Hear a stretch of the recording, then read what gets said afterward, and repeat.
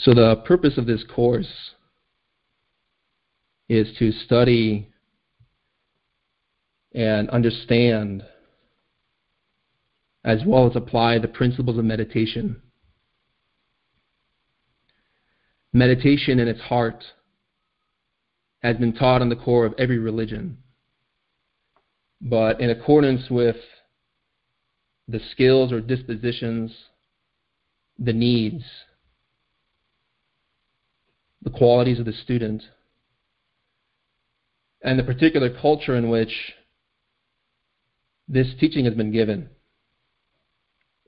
So in Gnosticism, we study a variety of faiths, a variety of teachings, which all point towards the development of the soul. And in the spirit of universality and study, we're going to be examining in this course how the Sufis taught the science of meditation. Sufism is a very beautiful teaching, but which unfortunately is not very well studied in the West. Neither is it understood or practiced well. Primarily because in Western society, Sufism has taken an academic role, or has been exclusively limited to discussions and polemics of academies. But in its practical essence, Sufism teaches us how to understand our way of being, who we are fundamentally, to see and comprehend the path that leads out of suffering and towards the personal experience of the divine. Some of you may be familiar with the poet Rumi. He's actually the most popular poet in the West. He stated, "Remember that the entrance door to the sanctuary is inside you." So this statement is very profound and applies to the science of meditative knowledge. How we explore ourselves to perceive and understand what in us makes us suffer and what we can do to change. Samael Aun Weor, the founder of the modern Gnostic tradition, wrote in The Spiritual Power of Sound, "It is completely impossible to experience the being, the innermost, the reality, the divine, without becoming true technical and scientific masters of that mysterious science called meditation." Meditation, as denominated by the Sufis, is mushahida. It means contemplation, to witness, to perceive.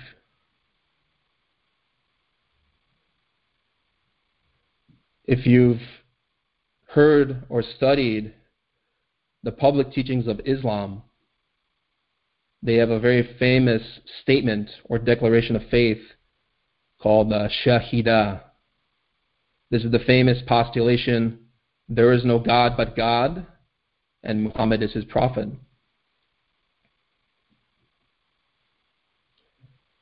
So in a profound way, to witness divinity, to witness the truth in ourselves, to experience what religion calls God,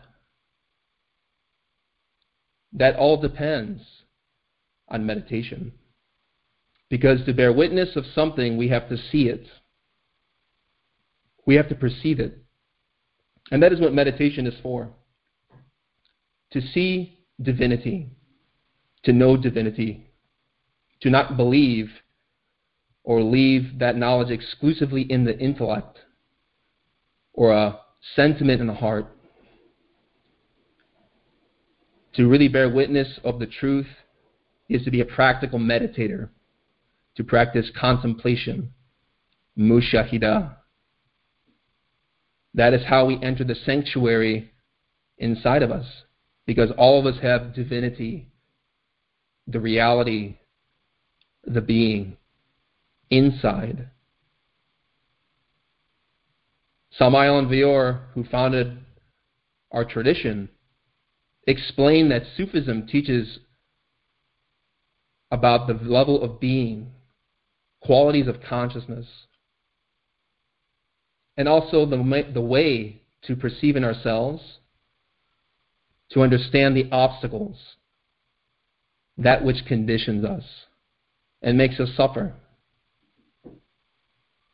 By perceiving in us that which gives us pain, there is a way to change and to experience what divinity is, what religions have called divinity, no matter what the name, from whatever culture. So the purpose of meditation is to comprehend, to remove suffering, and to elevate our consciousness to a better state than what it presently is in. Meditation is not a technique. It's a way of being, a state of consciousness. Meditation is a profoundly lucid, pristine, cognizant state that is free of conditioning. So let us examine ourselves. If we aspire to learn meditation, to fully practice it, what in us is conditioned? What in us makes us suffer? What psychological states do we experience that are problematic for us, that make others suffer, that create conflicts at work, at home, in the bedroom? What in us produces our pain? To change all of that, to no longer be afflicted, we practice the science of meditation. It is a state of consciousness, one in which we clearly perceive in us that which needs to change, which can be transformed. Because only from a state of equanimity, of dispassion, of calm, can we truly change our situation. Contrary to popular belief, meditation is not daydreaming. It is not fantasizing, nor spacing out. Neither is it a dull state, a torpidity of mind, a cloudiness. Neither is it simply relaxing, because relaxation is essential, but it is not the state of meditation. It is what leads to it, what sets the foundation. Meditation is the science of perception, of witnessing the truth for ourselves, to practice mushahida.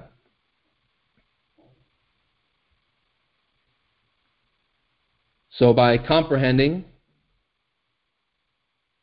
ourselves, we learn to perceive clearly. Because fundamentally, all of us struggle with anger, with pride, with fear, with resentment, with envy, with lust.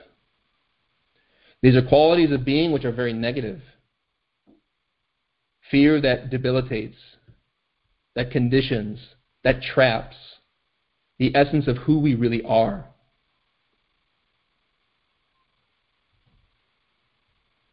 Unfortunately, in religion and any meditative teaching,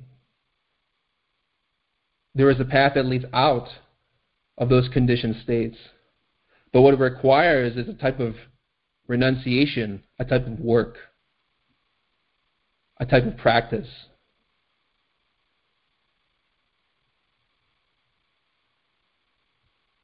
And this practice helps us to perceive the reality of our situation, not what we believe, what we fantasize, what we want to change. Simply with the intellect, by thinking or feeling or daydreaming about a utopia, a better situation. Meditation is the means by which we practically apply profound principles of understanding. As we say in this tradition, meditation is the daily bread of the Gnostic. That bread is understanding. Because when we understand something in us, when we comprehend defects like anger or pride or resentment, we can learn to remove them. Comprehension is the sustenance of the soul. Comprehension is essential. Understanding the conflicts of our mind and where they originate produces peace, equanimity, serenity. And so the reason why we suffer is because we don't have equanimity. We don't perceive clearly in us what makes us suffer. And sadly, humanity does not really understand or apply the methods for change. People suffer because they do not perceive reality as it is.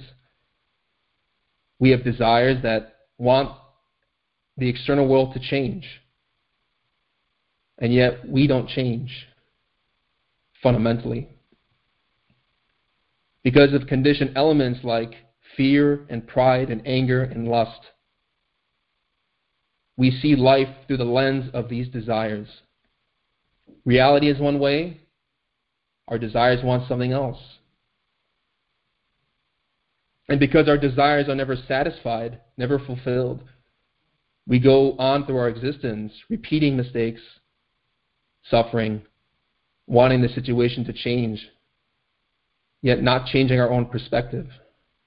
It would be more radical and interesting if we were to transform our own mental states, because by changing who we are inside, we learn to change our situation.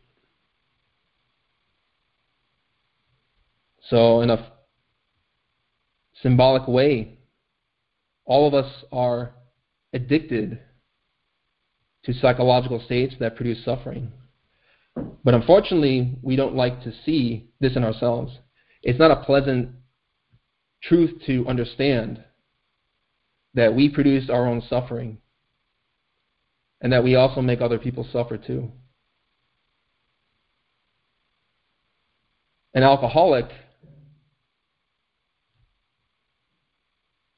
someone who is addicted to intoxicating substances, may know intellectually that that desire or that craving for alcohol is harmful. Yet that person may continue to indulge in that desire, that state, and continue to suffer. So we may know on some level, whether we have experienced drug addiction or alcoholism, that engaging in that element is harmful. We may continue to do so anyways. While this is a very extreme case, this is an example of our daily state.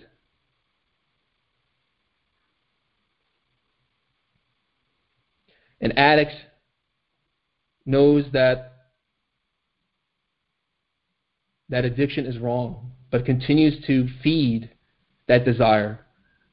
And because desire never equates with reality, that person continues to suffer. The reality of engaging in that desire is to feel more and more pain, more suffering. And so all of us have addictions, perhaps not to substances, but to states of anger, of fear, of pride. Because we want our situation to be a certain way according to our egotism and desires. And yet, because reality is what it is, we fight against it and suffer. That is the state of the ego, egotism, the self, which we explore in our studies of meditation and seek to comprehend. Because by comprehending desire and the origins of our traumas, our sufferings, we reach a state of equanimity and change.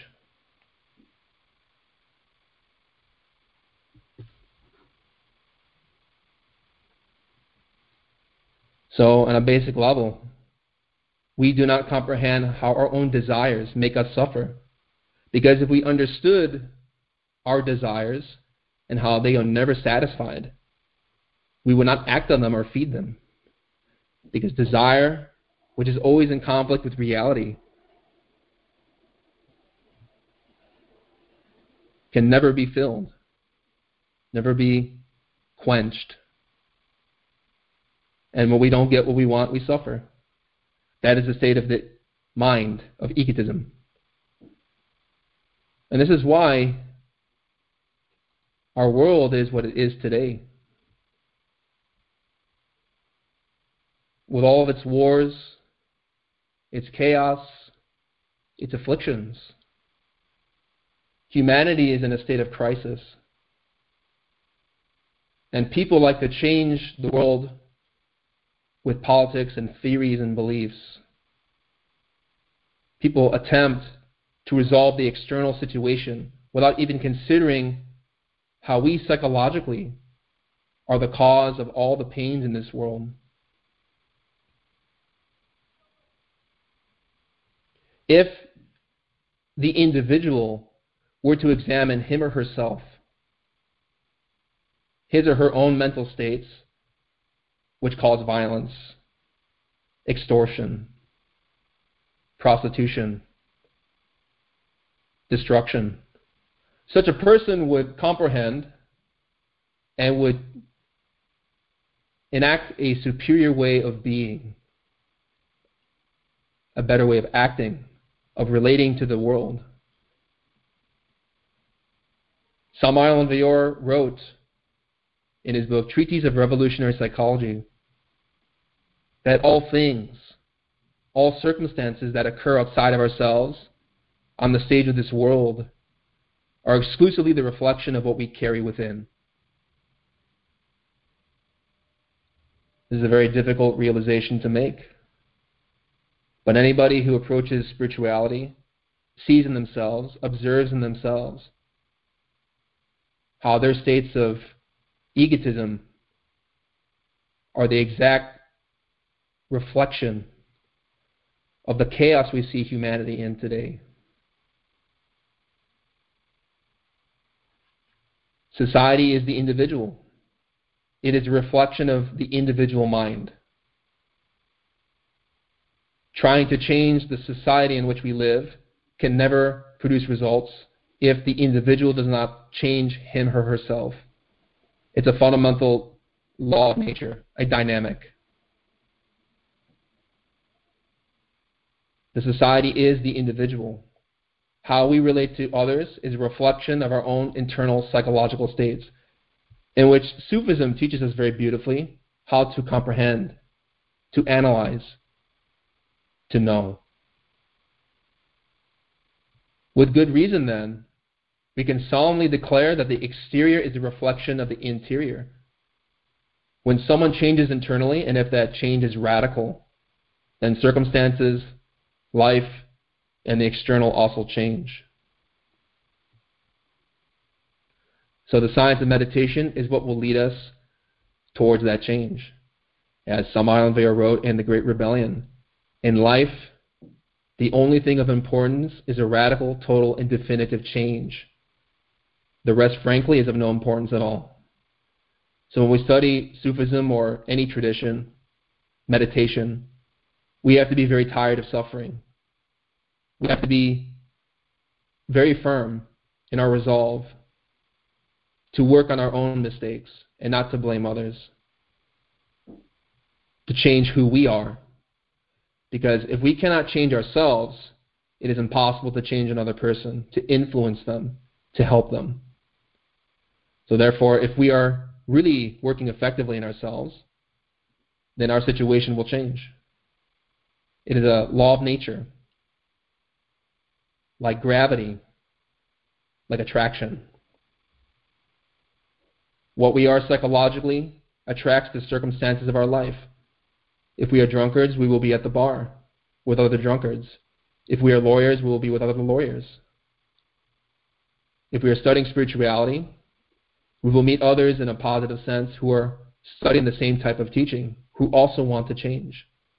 And so these type of influences help or don't, depending on our state of mind.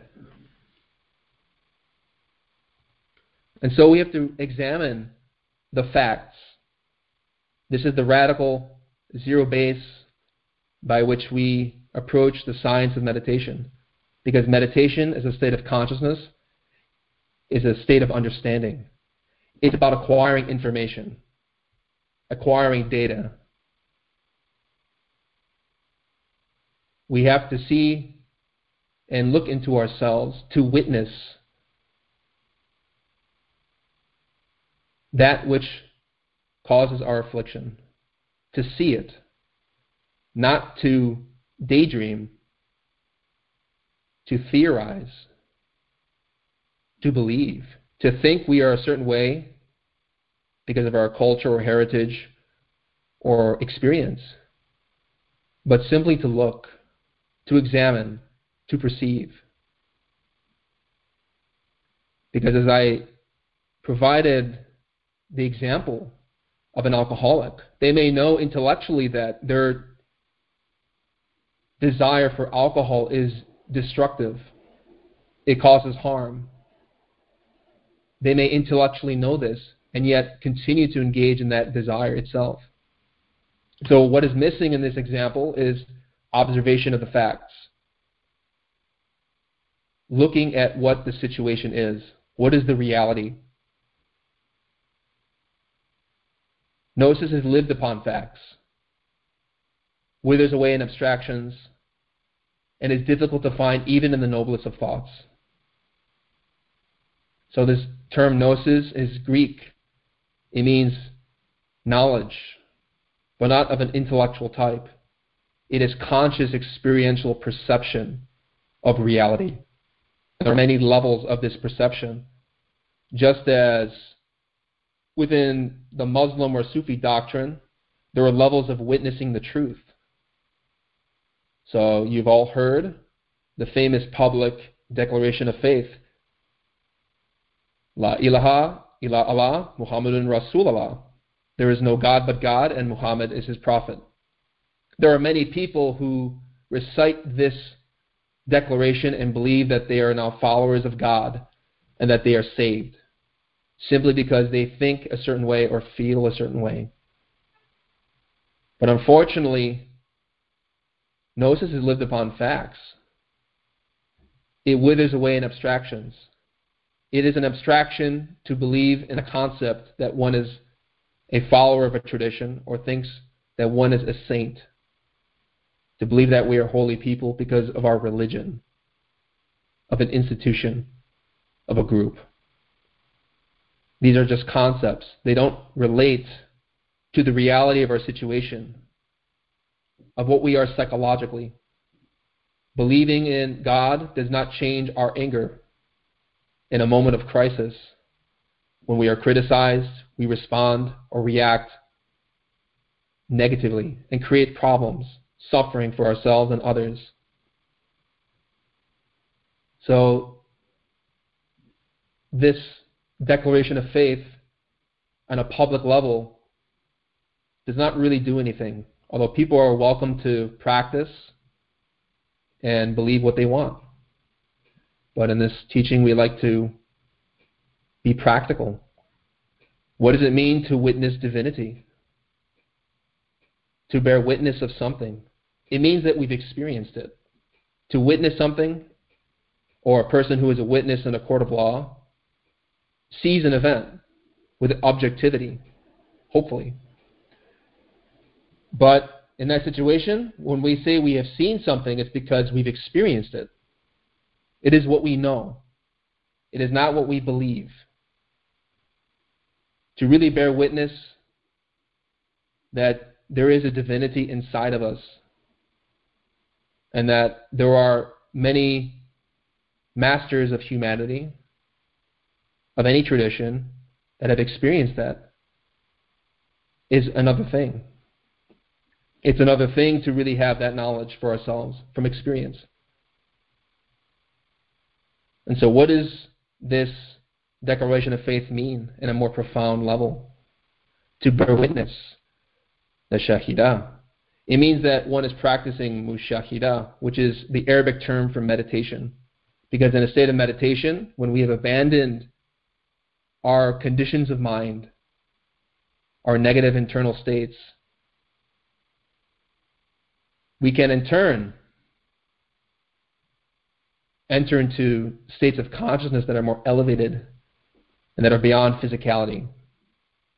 The body goes to sleep, and the consciousness can experience truths that are beyond physical matter and energy.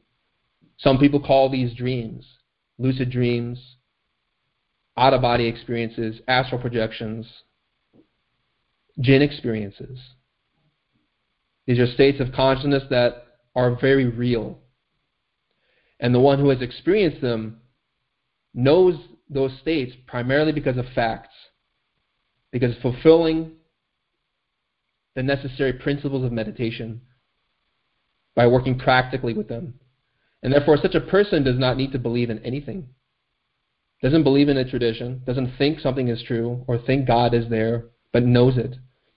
Because one has the experience. It is no longer an abstraction. And that unity of God that the public teaching of Islam fundamentally ignores is something inside.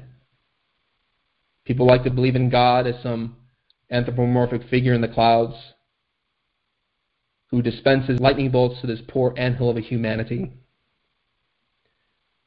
That figure does not exist. Instead, it's better to think of or conceptualize in the beginning of divinity as a state of consciousness, which is inside of us, our true nature. And so that unity, that there is only one God, is something psychological, internal, profound. That unity is a state of being which is very pure, has no suffering, has no pain, no anger, no lust, no desire. It is a definitive state of liberation. But if we look in ourselves and look at the facts of our experience, we find that we have many different desires. We have anger and pride and fear and laziness and gluttony. In one moment, we may desire to have coffee cake, and the next, watch television, go on YouTube, get into an argument. We're constantly conflicted, moving in multiple directions all at once. We have many desires which are not unitary. They're actually disparate, conflicting, contradictory. We are a walking paradox because physically we have this body which is unitary or works as a unit, but psychologically we are not a unit. We are very conflicted, and this is why people suffer so much, why we are in the situation we are in, because we don't look at the reality of our mind. So meditation is about gathering data about that multiplicity of desires and discursive factors in us, which we seek to comprehend and to eliminate, to change.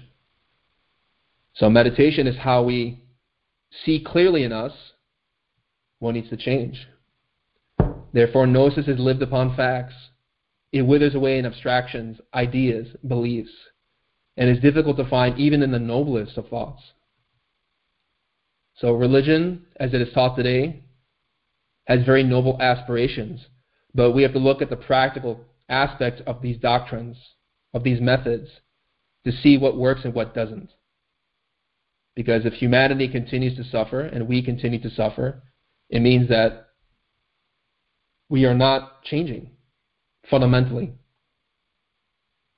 This is the radical foundation by which we address ourselves when we study this type of teaching. There was a Sufi initiate, a Sufi teacher by the name of Al-Junaid. He was quoted in a book called Al-Risalah, which simply means Principles of Sufism. He elaborates and even confirms what Samael Aun-Weor states in this quote from the Revolution of the Dialectic. Al-Junaid states, "To affirm the unity means to distinguish the eternal from the ephemeral." So what does it mean to affirm God? To know divinity. To have that divinity manifest in our very thoughts, our very words, our very deeds, our very ways of acting, our life. To have happiness that is eternal, that is unconditioned, that is pure. It means to distinguish that which is eternal from that which is ephemeral, meaning get through the illusions. Look at the illusions that we continue to engage in about ourselves.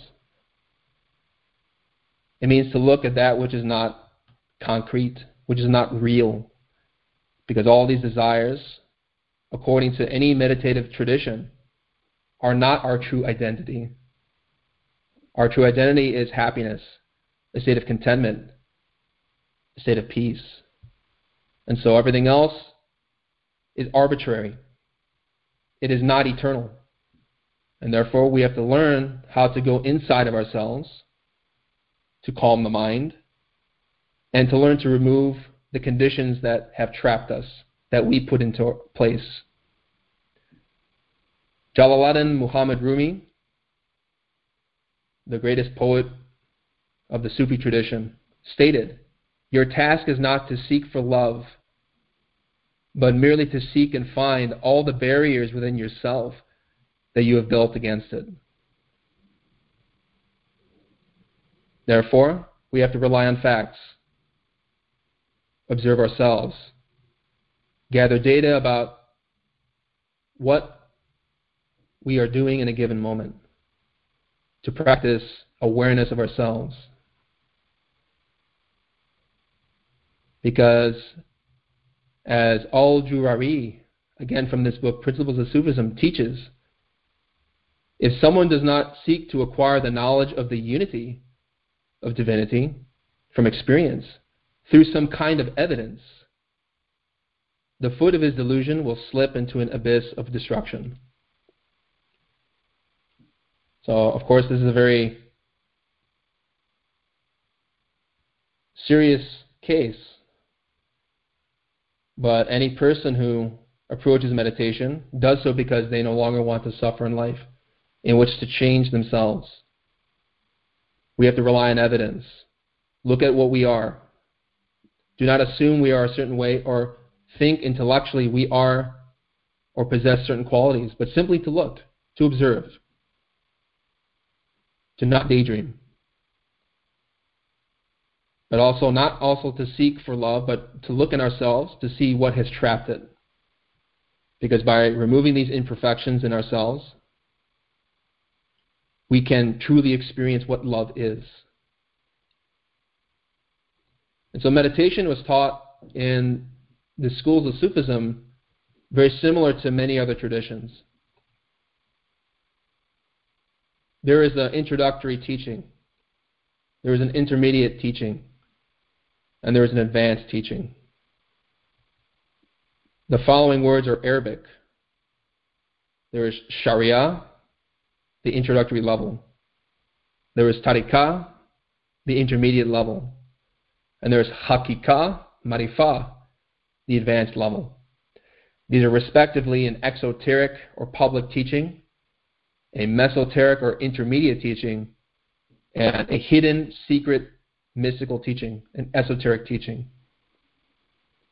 If you've studied Buddhism, you're very familiar with the three schools: Sravakayana, Mahayana, Tantrayana.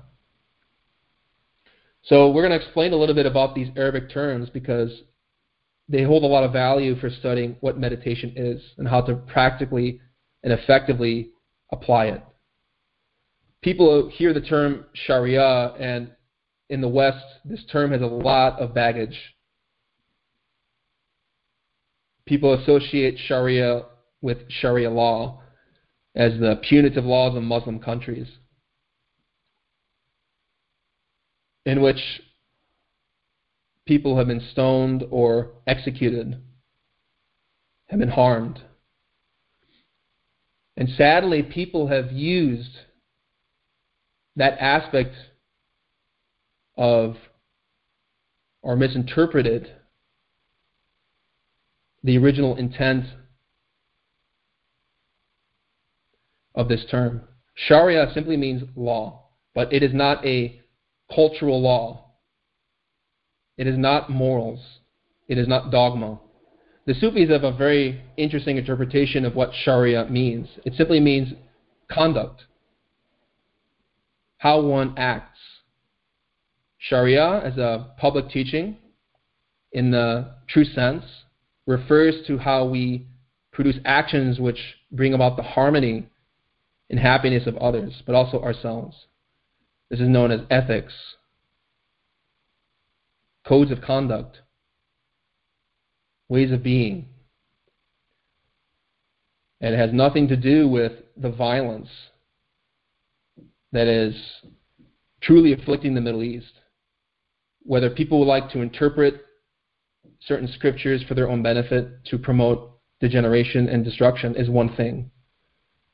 But the Sufis have always explored the Quran and other mystical writings from a symbolic point of view. Sharia refers to, in its true sense, ways of being, superior ways of acting, such as compassion, kindness, understanding, love. It also means to refrain from those negative states of mind which produce suffering, anger, fear, pride, etc. This is the most introductory level of any meditative tradition, ethics, producing causes of happiness in oneself, actions that produce harmony, peace, and refraining from behaviors, even mentally and emotionally, which cause conflict. The intermediate state, which is built off of this foundation, has to do with the heart. Tariqah means path, and the Sufis explain that this is the path one follows in the desert of life. All of us are in our particular situations in life, our experiences. We all have our own sufferings and hardships. We are symbolically wandering in the desert.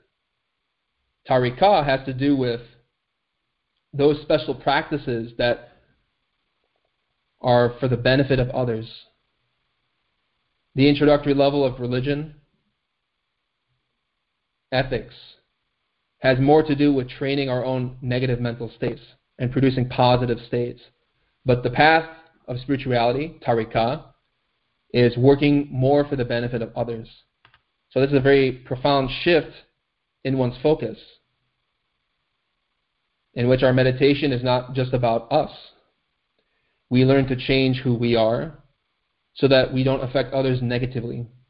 I believe there is a statement by a famous Sufi master. His name is Ibn Arabi.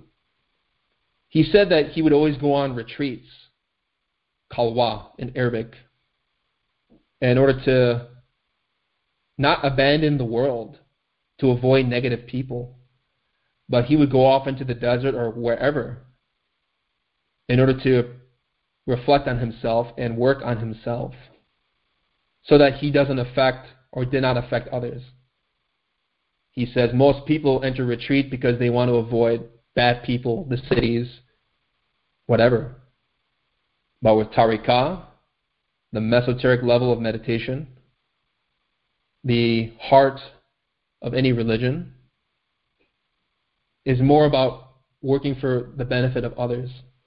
We meditate not just for our own benefit, to know divinity for ourselves, but in order to express positive states of being with others, to produce the happiness of others. So this is the path that leads us towards the highest stages of realization.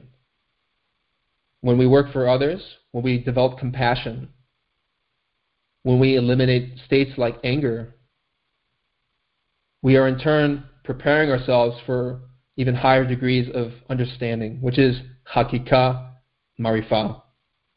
Hakika is truth, from the Arabic al-haq, which I believe is one of the names of divinity given in Islam. Marifa means knowledge.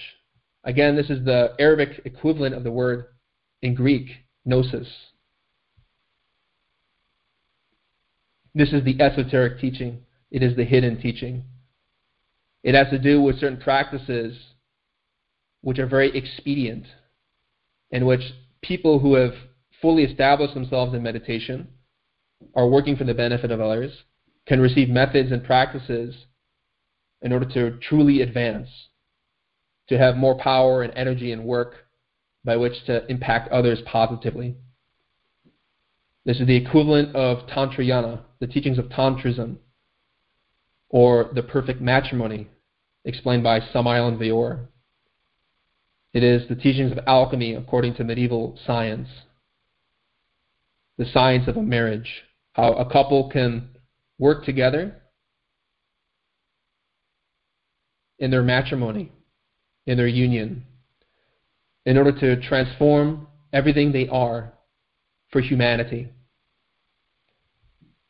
Ibn Arabi, who is called the greatest of Sufi teachers, stated that in the introductory level of Sharia, what is yours, and what is mine. There is separatism. Individuals work primarily on their own minds so that they no longer suffer. In the intermediate path, tariqah, what is yours is mine, and what is mine is yours, he says. People share and commune and work together. People work on their minds, their hearts, in order to help humanity as a whole. And then in the advanced stage, hakika, Ibn Arabi states, nothing belongs to you or me. Because at that state of meditation, one is working very seriously and is impacting humanity out of a state of selflessness. Marifa, he says, there is no you or me. There is only God. And this is the highest teaching of religion. Because the word religion from the Latin religare means to reunite.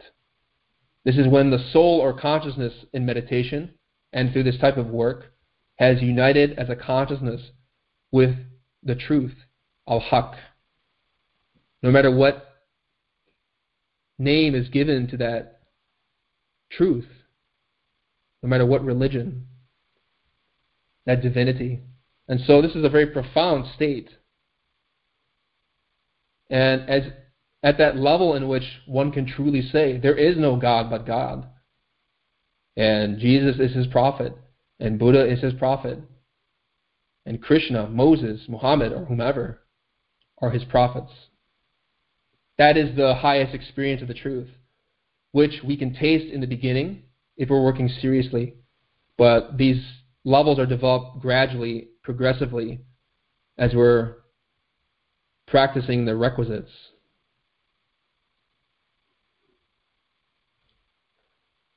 There are some very beautiful teachings about meditation and these dynamics explained by a Sufi writer by the name of Al-Kushari. He wrote in a book called Al-Risalah, Principles of Sufism, explanations which are very profound about understanding what this past level of instruction entails. He states, the divine law, Sharia, commands one to the duty of servanthood. So again, What is this divine law? Some of you may be familiar with Buddhism, with karma, cause and effect, action and consequence. The divine law is acting for the benefit of others, curtailing negative emotions so that one no longer suffers oneself. So the divine law commands one to the duty of servanthood, to serve divinity. So this is not a belief. It's a factual practice in which, when we are confronted, such as at work, we may be criticized. We feel anger arising in ourselves, hurt self-esteem, pride. We learn to serve divinity by not acting on those elements, by first restraining ourselves consciously, looking at ourselves, and not acting from a state of negativity. That is how we serve God in us. We don't enact our desires. We learn to act with the soul, with consciousness. The way, tarika, the inner reality, hakika, is the contemplation of divine lordship. So what is this inner reality? As we were saying, it is gnosis. It is experience. When in meditation we experience what divinity is. It also means that we comprehend in ourselves all of that which clouds the mind, which prevents us from reflecting that divine truth in ourselves. Outward religious practice, not confirmed by inner reality, is not acceptable. Inner reality, not anchored by outward religious practice, is not acceptable. So what is this outward religious practice? It has to do with any type of exercise in our tradition or any tradition, which is not confirmed. It is not understood. It is not experienced. So it has to be validated by inner reality, meaning if we're practicing meditation or any type of exercise, such as pranayama, runes, sacred rites of rejuvenation, mantras, any type of practice which we are using to develop our spirituality has to be verified by inner reality.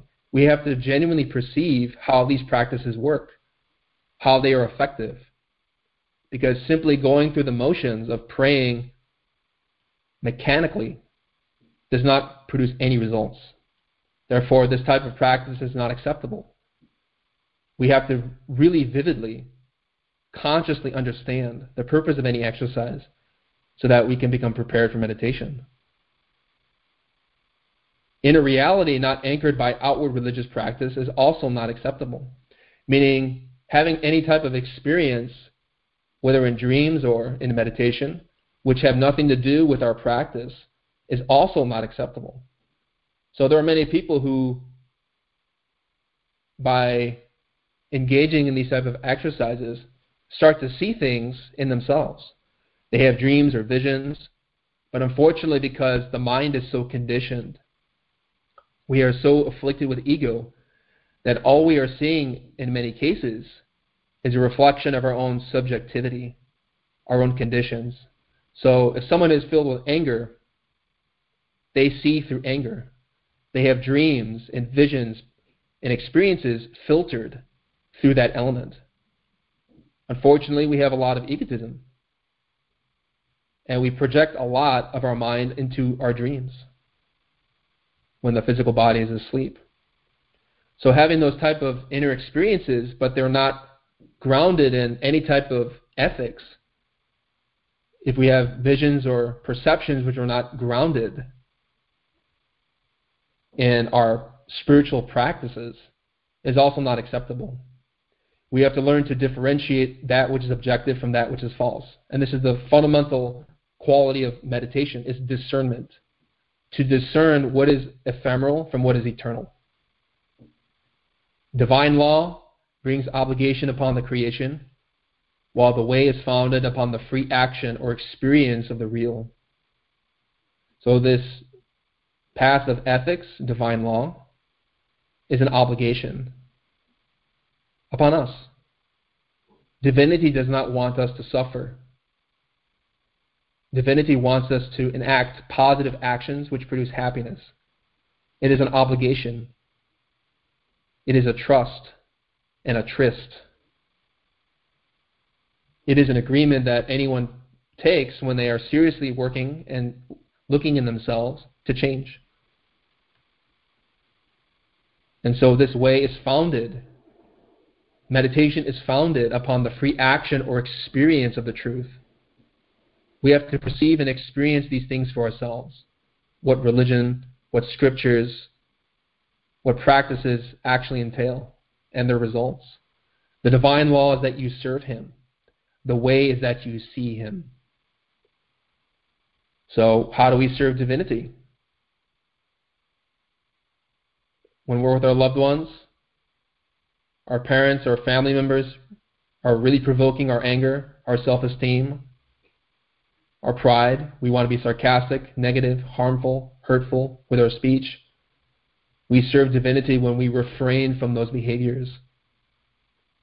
That is how we serve divinity, because religion is about bringing communities together, creating harmony. And that the way is that we see Him. In the beginning, we don't see divinity. We all long for experiences, to have some type of ecstasy of the soul in which we talk face to face with our own inner being, our inner God. But unfortunately, because we are conditioned, we don't see that in the beginning, typically, unless we are really working seriously. We serve divinity, again, by fulfilling ethics. And we learn to see divinity when we fulfill those basic requirements. Because when we act on egotism, we feed desire and continue to cloud and condition our mind. As Prophet Muhammad taught in the oral tradition of Islam, there is an organ in the body which, when it is pure, can reflect the truth. It is like a mirror. If it is cloudy, it cannot reflect anything. It is dirty. But when it is polished, it can reflect the truth. That organ is the heart. And the polish for the heart is remembrance. To remember divinity in those moments in which we are really tested. We are provoked to the edge, and yet we refrain from enacting those negative qualities of mind. And then we, in turn, enact positive, superior action. That is how we polish our heart, refine our conduct, so that we can see divinity, to know divinity. And therefore, it no longer is a theory. It is what we experience. The divine law is doing what you have been ordered to do. Hakika is bearing witness to what He has determined and ordained, hidden and revealed. So again, hakika, truth, to know reality, the being. I heard Abu Ali al-Kak say that God's saying in the opening surah of the Quran, which is called Al-Fatiha, there's the Arabic words, Iyaka nabudu, you we worship. This preserves the outward religious practice, the divine law. Iyaka nasta'in, to you we turn for help, establishes the inner reality, the way. So those of you who are not familiar with the Quran, one of the most commonly recited prayers in the Muslim tradition states, from the very opening of this book, in the name of God, the infinitely compassionate, the merciful. Praise be to God, Lord of all the worlds, the compassionate, the merciful. Ruler on the day of judgment. You alone we worship, and to you we turn for help. Guide us on the straight path, the path of those who have received your grace, nor the path of those who have brought down wrath, nor of those who wander astray. So you alone we worship. That is Sharia, the divine law. But why? What does it mean to worship divinity in accordance with meditative science. It doesn't mean to believe or feel in the heart that one is a saint or a good person. To worship divinity is to have that respect and even that anxiety in moments of great trial in which we are truly tested. We worship divinity by our actions, not through any type of mechanical, canonical prayer, by reciting words which can have meaning or not. We demonstrate our worship of divinity by our level of acting, our level of being, how we behave in moments of great trial. We worship divinity when we don't feed anger, pride, lust, because we know that those qualities of mind will produce suffering for ourselves and others. We worship divinity because we want to make divinity manifest in us. So this is the outward practice. You we worship. And then the inner reality is established by, to you we turn for help. So how is it also that we can worship divinity? It's very simple. We practice concentration. We relax the body. We focus in ourselves and silence our mind. Remove the obscurations of the psyche. Don't think so much. Ask a question of your inner divinity for help, for insight. When we concentrate our mind, we are performing a type of worship. Because a distracted mind, a discursive mind, a fractured mind cannot reflect anything true. It is simply conditioned by its own negativity. You we worship is a type of concentration in which we abandon the mind, we abandon thinking, we abandon emotion, we relax the body, relax everything that we think we are, and achieve a type of stillness. When we attain quietude in the mind, where we're no longer thinking so much, when thoughts are no longer there, when the heart is at peace, we can then receive the inner reality, the way. That is when we turn for help. Because remember that the mind and the heart are like a mirror, or even like a lake. If the lake is turbid, filled with waves and conflict, if it is churning with emotion, it cannot reflect any images on its surface. But when it's still, it can reflect the heavens, the stars, nature. And that is an allegory of our own meditative practice. You we worship, we concentrate, we relax the mind, we silence the mind. And then, when we're no longer thinking, insight, spontaneous, intuitive, emerges. We receive understanding. We can even receive experiences where we witness different states of consciousness which are not physical, imagery which is not physical, experiences that are beyond our physical reality. And this is the inner way. This is how we turn for help.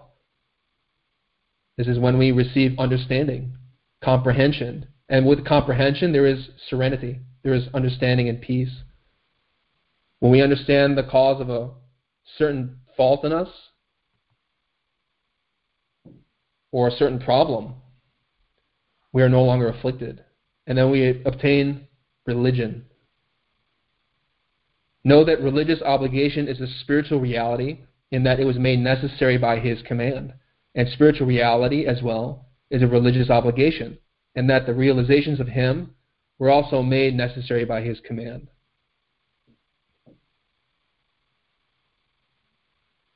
Another very famous Sufi from the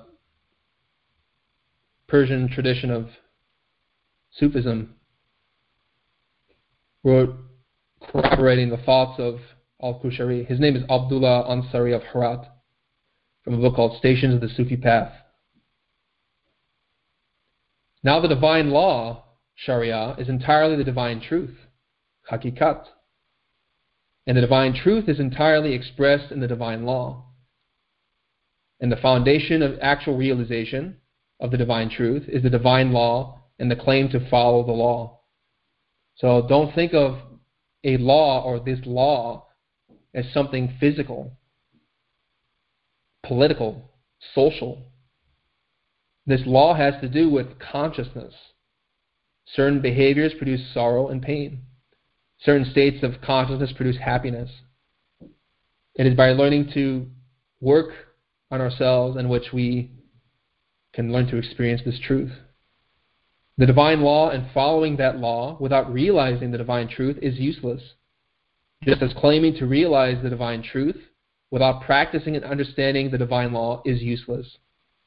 So all those who act without integrating and realizing both of these together are acting in vain.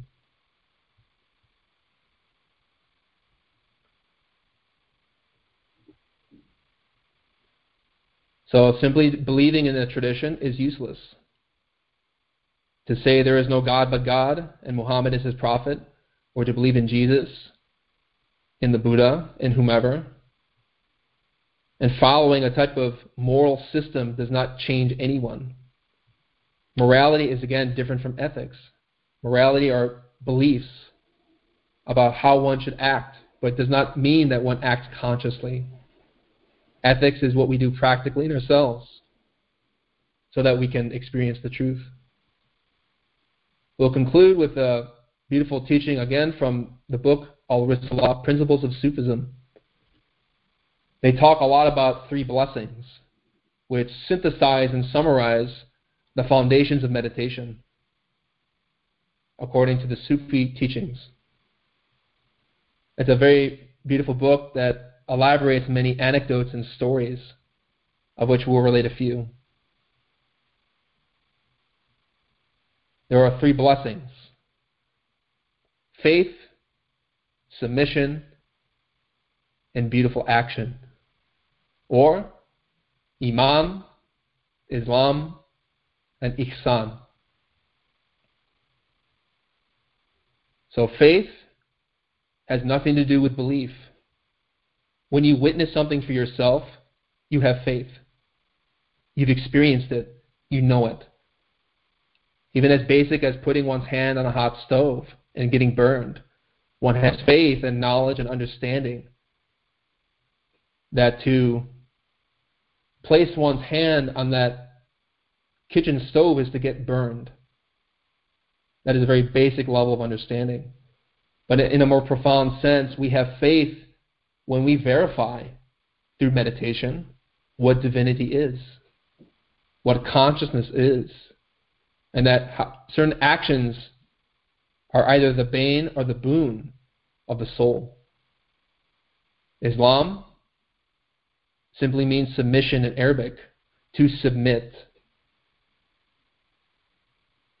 People like to think that in the public sense, Islam has to do with following a certain tradition or series of prayers, which is beautiful.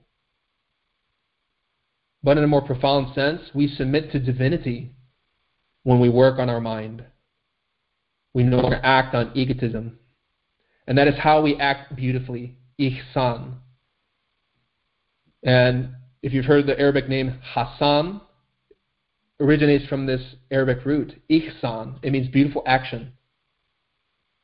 To act with such clarity in an intuition in great trials and crises, to do what is right in a moment of great difficulty. That is ihsan. Actions like that of Jesus when he was crucified.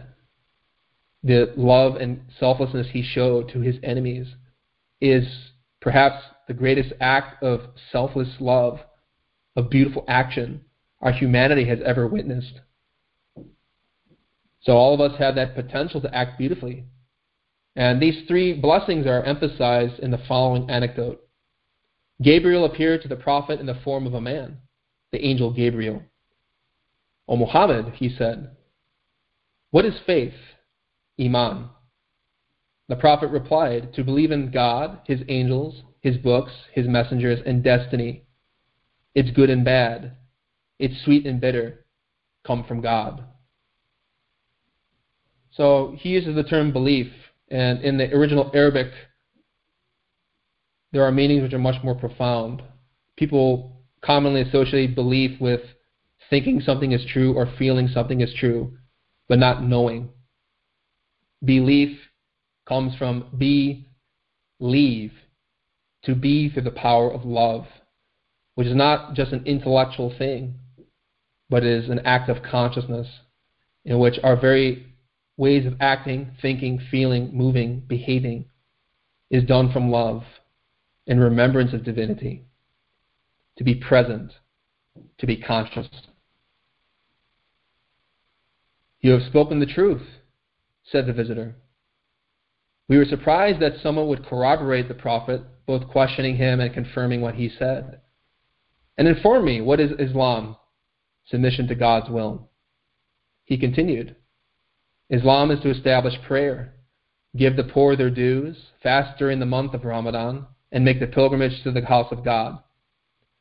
So this is the public level of Islam.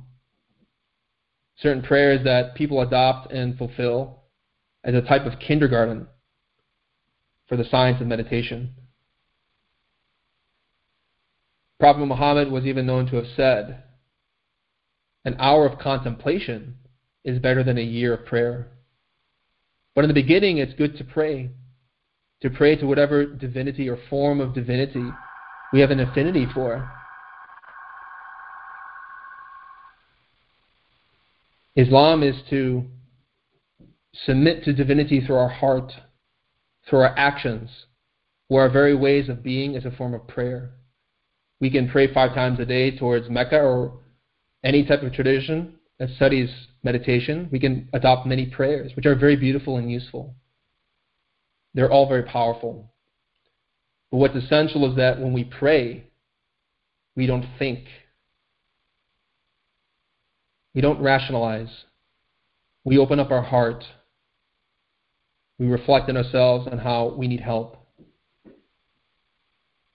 And to meditate.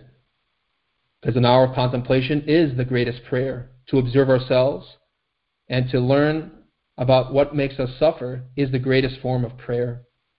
It is also in this way that we give the poor their dues. We help others. Because all of us are poor, or poor in spirit. And humanity also is very poor and needs help. To fast during the month of Ramadan and to make the pilgrimage to the house of God. So fasting has many levels. Many Muslims, they will physically fast during this period of time on a more profound level, which we'll elaborate in future lectures. Fasting has to also do with how we no longer feed our ego. It is a type of fast. We don't give our desires what they want. It's a type of discipline. And make pilgrimage to the house of God. This is the famous Hajj, pilgrimage to Mecca, which is a very beautiful symbolic teaching about an inner work, which we'll elaborate in future lectures. "You have spoken the truth," he said again. "So tell me about doing what is beautiful, ihsan." Doing what is beautiful is to worship God as if you see Him. And if you do not see Him, certainly He sees you. "You have spoken the truth," he said. So in the beginning, we don't see divinity. We don't know what the being is. But even though we are clouded of mind, the heart is not polished firmly, clearly yet, divinity sees all of our actions, our inner being. So acting beautifully is knowing that on some level there are consequences to what we do. This is ethics. And in this way, by developing ethical behavior, we calm the mind, we develop peace of heart, we establish ourselves for deeper states of serenity. And this is how we learn to bear witness, to give testimony of the truth, to experience, to know the unity of the divine, a unitary state of consciousness, which in Arabic is called Tawheed. There's a saying by Abu Hatim al-Shistani. He related a statement by al-Jalajili al-Basri. For the testimony of unity to be in force, faith is prerequisite. Meaning, if we have no experience, no faith, we cannot really affirm the validity of any teaching. So we have to really test and validate and experiment with these principles to see what is true. For whoever has no faith cannot testify to the unity. For faith to be enforced, the divine law is prerequisite. For whoever does not hold to the divine law has no faith and cannot testify to the unity. So we develop faith by experience, by enacting the causes that produce the state of meditation, of contemplation. For the divine law to be enforced, refined conduct is prerequisite. For whoever has not refined his conduct cannot hold to the divine law, has no faith, and cannot testify to the unity. So in synthesis, we prepare the practical foundations of meditation by developing our conduct. If we give in to desire, we can no longer perceive reality. But if we work on our own negative mental states, our own negative qualities of mind, we can in turn open up our psyche and our heart to know the truth. So we'll open up the floor to questions and comments. Hi, I have a question regarding the word meditation, and that is, would you be able to expound or break down the actual word, or maybe the root word, either in the where the word comes from and what are the parts of the word? Because one of the things that I've been exploring is things like meditation involving a certain posture, or this idea of meditation involving certain thoughts or certain practices, when often, a state of meditation might be achieved looking at a tree or going for a walk. But then a confusion is, am I meditating or am I moving nearer to meditation, while my idea of meditation may not be at all that? So, excellent question. In Arabic, the word for meditation is mushahida, which relates to the term shahida, meaning declaration of faith, to bear witness of something. So meditation in its proper sense is when we witness with clarity, with no condition of mind present, what the reality of a given situation is, or our own internal states, what is actually going on. Because meditation is, according to Samael and Vior in his writings, is a state of acquiring information. And there are many levels and qualities of that type of introspection, of that witnessing. Witnessing can be simply seeing in ourselves a defect of anger. In a moment in which we're criticized, we are observing ourselves, being aware of ourselves, our surroundings. And we see our quality of mind for what it is. Witnessing can also have to do with being aware of our surroundings as well, being very vivid, very clear. So meditation is about being awake, acquiring data of our experiences. It's a quality that is very dynamic, and there are many levels. Some people have studied astral projection or dream yoga, in which one is awake in the dream state.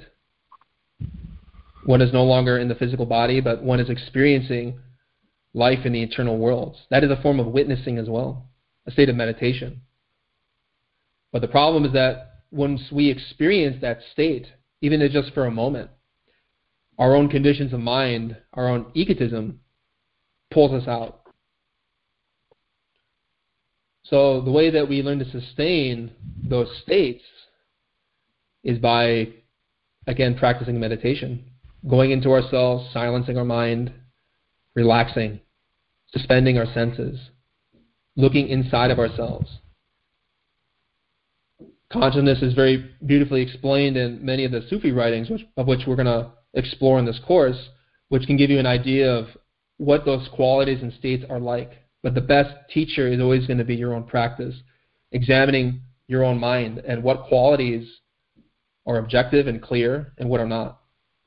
And unfortunately, no one can really teach you that. That's something you have to really work with in yourself. We can give you indicators and examples, but actually experiencing what that state is like is something very practical and personal. Mm-hmm. Okay. Thank you. Thank you. That answers it. Thank you. You're welcome. Yes. How are you? Doing good. Thank you for the presentation tonight. It was very helpful. I was just going to ask that, and you mentioned the fine example of a polished heart. That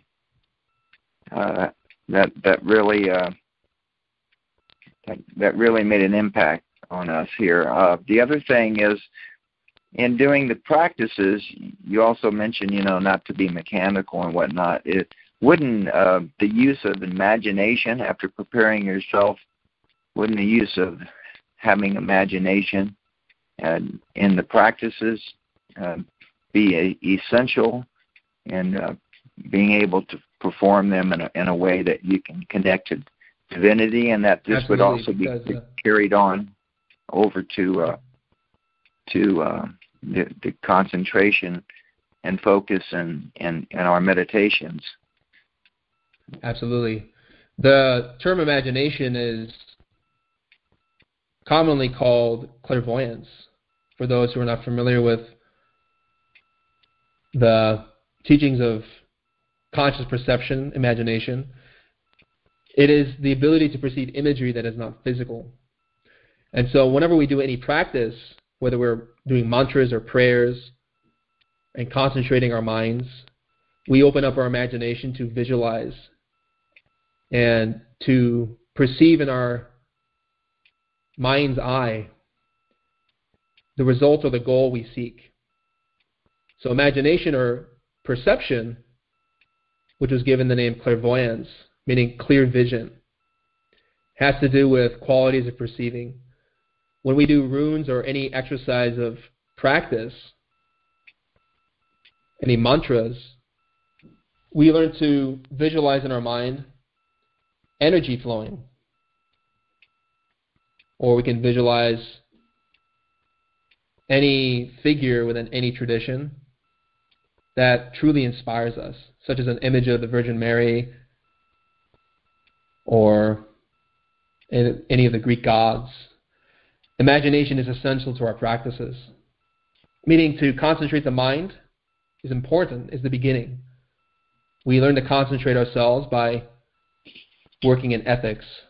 And once the waters of the mind and the heart are polished and refined and calm, that's when we can start to see things more clearly in us. And that's what the Sufis call witnessing. We learn to witness the truth when we are serene. We're not thinking. And in that exercise of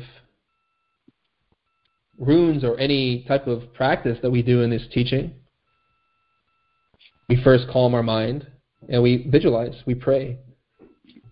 We try to see in our consciousness any type of energy we're working with, or working with the Divine Mother and the sacred rites of rejuvenation. For those who are familiar, these are yoga postures that we perform along with prayer and visualization exercises.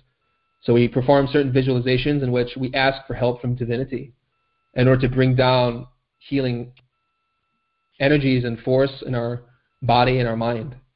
So we have to see with our eyes closed what we are doing.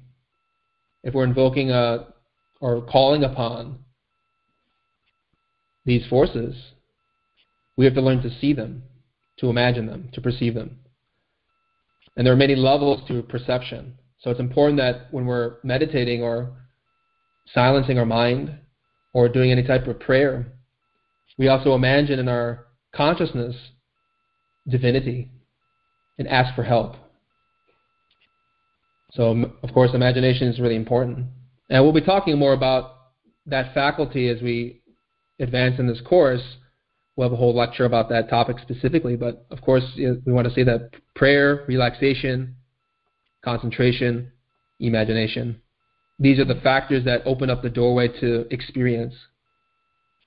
As with the analogy we're providing, when the mind is calm, when we're concentrated and relaxed in a state of prayer, we can start to perceive superior images, which don't come physically but are internal. And something very dynamic. So I hope that answers your question. Yes, thank you very much. I'm looking forward to an extended period of your lectures. Will do. Thank you. Hello, how you doing? Doing good. Yourself? I'm very good. I have a question in regarding to the lecture.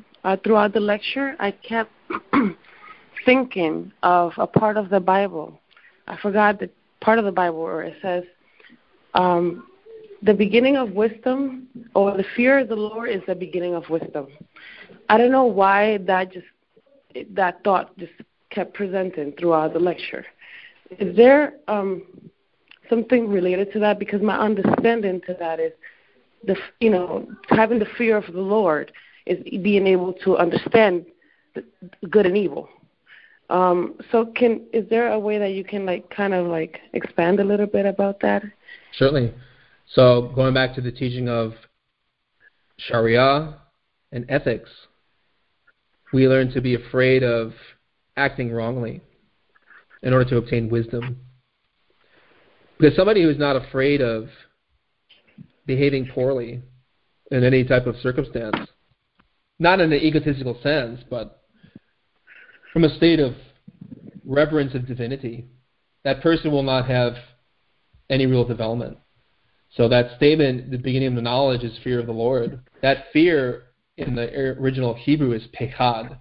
It can also mean reverence or awe. Mm-hmm. And the Sufis talk a lot about the awe of divinity, and that we have to have awe and reverence for our inner being, especially when we are tested. Situations arise in which we are conflicted, and we really have to feel that reverence and awe of divinity, knowing that even though we don't see divinity, divinity sees us. Yes. And if we act on our mind, we will cause problems. So that is one level of that meaning. The beginning of real marifah, witnessing of divinity, is that precise respect we have for our being when we feel anger about to emerge and it's about to take over, but we refrain from acting on that element. So that's the beginning. But we go deeper in meditation and look to comprehend in even deeper roots what that emotion was about. And we look at the facts of that.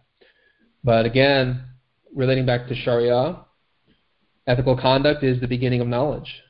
Without ethics, we can't really have experience or knowledge of divinity. Wow. Thank you. Hope that answers your question. Yes, it does. It does. I really have to meditate more on that. That's gonna trigger that for me tonight. So it just kept repeating that same word all over again as you continue with the lecture. So this is something for me to really reflect upon. Thank you. You're welcome.